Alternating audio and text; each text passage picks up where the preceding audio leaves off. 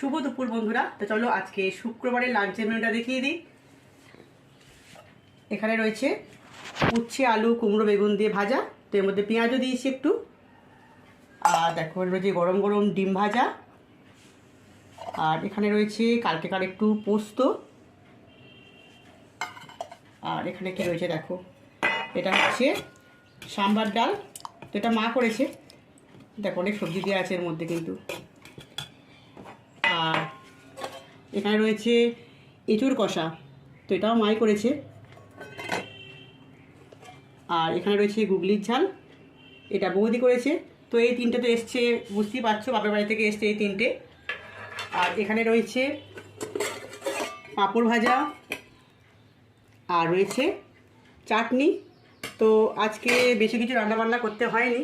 আর এই ডালটার সঙ্গে না বেশি তরকারি লাগেও না, একটুখানি ডিম ভাজা একটু পাঁপড় ভাজি হয়ে যায় খাওয়া।